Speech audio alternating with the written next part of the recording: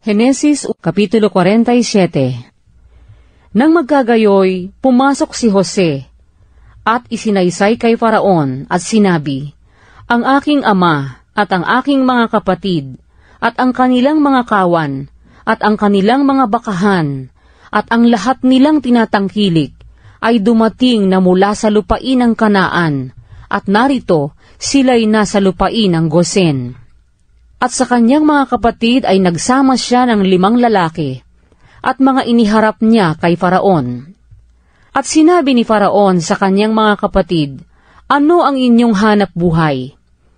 At kanilang sinabi kay Faraon, "Ang iyong mga lingkod ay mga pastor, kami at gayon din ang aming mga magulang." At kanilang sinabi kay Faraon, "Upang makipamayan sa bayang ito ay naparito kami, sapagkat walang makain ang mga kawan ng iyong mga lingkod, dahil sa ang kagutom ay mahigpit sa lupain ng Kanaan. Ngayon nga, ay isinasamo namin sa iyo, na pahintulutan mo na ang iyong mga lingkod ay tumahan sa lupain ng Gosen." At sinalita ni Faraon kay Jose na sinasabi, "Ang iyong ama at ang iyong mga kapatid ay naparito sa iyo. Ang lupain ng Ehipto ay nasa harap mo. Sa pinakamabuti sa lupain ay patirahin mo ang iyong ama at ang iyong mga kapatid sa lupain ng Gosen. Patirahin mo sila. At kung may nakikilala kang mga matalinong lalaki sa kanila, ay papamahalain mo sa aking hayop." At ipinasok ni Jose si Jacob na kanyang ama, at itinayo niya sa harap ni Faraon, at binasbasa ni Jacob si Faraon. At sinabi ni Faraon kay Jacob, "Ilan ang mga araw ng mga taon ng iyong buhay?" At sinabi ni Jacob kay Faraon, "Ang mga araw ng mga taon ng aking pakikipamayan ay 130 taon. Kaunti at masasama ang mga naging araw ng mga taon ng aking buhay. At hindi umabot sa mga araw ng mga taon ng buhay ng aking mga magulang, sa mga araw ng kanilang pakikipamayan." At binasbasa ni Jacob si Faraon, at umalis sa harapan ni Faraon.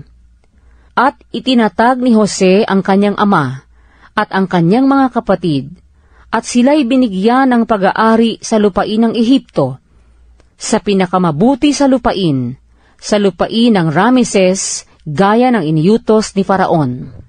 At pinakain ni Jose ng tinapay ang kanyang ama, at ang kanyang mga kapatid, at ang buong sangbahayan ng kanyang ama, ayon sa kani-kanyang sangbahayan. At walang tinapay sa buong lupain, sapagkat ang kagutom ay totoong malala, na anupat ang lupain ng Ehipto, at ang lupain ng Kanaan ay nanglulupaypay dahil sa kagutom. At tinipon ni Jose ang lahat ng salapi na nasumpungan sa lupain ng Ehipto at sa lupain ng Kanaan, dahil sa trigong kanilang binibili. At ipinasok ni Jose ang salapi sa bahay ni Faraon. At nang ang salapi ay maubos na lahat sa lupain ng Ehipto at sa lupain ng Kanaan, ay naparoon kay Jose ang lahat ng mga Ehipsyo at nagsabi, "Bigyan mo kami ng tinapay, sapagkat bakit kami mamamatay sa iyong harap, dahil sa ang aming salapi ay naubos?" At sinabi ni Jose, "Ibigay ninyo ang inyong mga hayop, at bibigyan ko kayo dahil sa inyong mga hayop, kung naubos na ang salapi." At kanilang dinala ang kanilang mga hayop kay Jose, at binigyan sila ni Jose ng tinapay na pinakapalit sa mga kabayo, at sa mga kawan, at sa mga bakahan, at sa mga asno, at kanyang pinakain sila ng tinapay na pinakapalit sa kanilang lahat na hayop sa taong yaon. At nang matapos ang taong yaon, ay naparoon sila sa kanya ng 2 taon, at kanilang sinabi sa kanya, "Hindi namin ililihim sa aming Panginoon, na kung paanong ang aming salapi ay naubos, at ang mga kawan ng hayop ay sa aking Panginoon. Wala nang naiiwan sa paningin ng aking Panginoon, kundi ang aming katawan at ang aming mga lupa. Bakit nga kami mamamatay sa harap ng iyong mga mata? Kami at ang aming lupa, bilhin mo ng tinapay kami at ang aming lupa, at kami at ang aming lupa ay paaalipin kay Faraon. At bigyan mo kami ng binhi, upang kami ay mabuhay, at huwag mamatay, at ang lupa ay huwag masira. Sa ganito'y binili ni Jose ang buong lupain ng Ehipto para kay Faraon, sapagkat ipinagbili ng bawat isa sa mga Ehipsyo ang kanyang bukid, dahil sa ang kagutom ay totoong mahigpit sa kanila, at ang lupain ay naging kay Faraon. At tungkol sa mga tao, ay kanilang ibinago sila sa mga bayan, mula sa isang dulo ng hangganan ng Ehipto hanggang sa kabilang dulo. Ang lupa lamang ng mga saserdote ang hindi niya nabili, sapagkat ang mga saserdote may bahagi kay Faraon, at kanilang kinakain ang kanilang bahagi na ibinibigay sa kanila ni Faraon, kaya hindi nila ipinagbili ang kanilang lupa.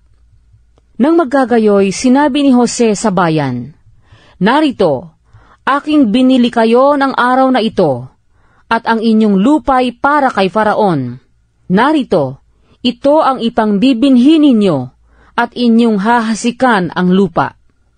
At mangyayari, sa pag-aani ay inyong ibibigay ang 5 bahagi kay Faraon, at ang 4 na bahagi ay sa inyo, sa binhi sa bukid, at sa inyong pagkain, at sa inyong mga kasangbahay, at pinakapagkain sa inyong mga bata." At kanilang sinabi, "Iyong iniligtas ang aming buhay. Makasumpong nawa kami ng biyaya sa paningin ng aking Panginoon, at kami ay maging mga alipin ni Faraon." At ginawang kautusan ni Jose sa lupain ng Ehipto sa araw na ito, na mapapasa kay Faraon ang 5 bahagi, liban lamang ang lupa ng mga saserdote na hindi naging kay Faraon.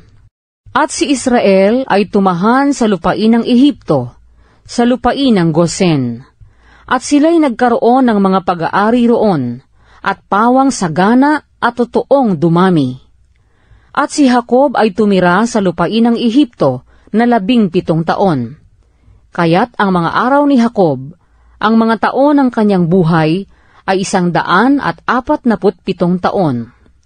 At ang panahon ay lumalapit na dapat nang mamatay si Israel. At kanyang tinawag ang kanyang anak na si Jose, at sinabi niya sa kanya, "Kung ngayoy nakasumpong ako ng biyaya sa iyong paningin, ay ilagay mo, isinasamo ko sa iyo ang iyong kamay sa ilalim ng aking hita, at pagpakitaan mo ako ng kaawaan at katotohanan.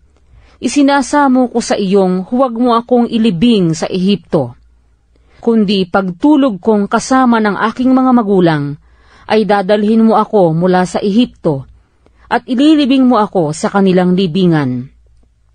At kanyang sinabi, "Aking gagawin ang gaya ng iyong sabi." At kanyang sinabi, "Sumumpa ka sa akin." At sumumpa siya sa kanya, at yumukod si Israel sa ulunan ng higaan.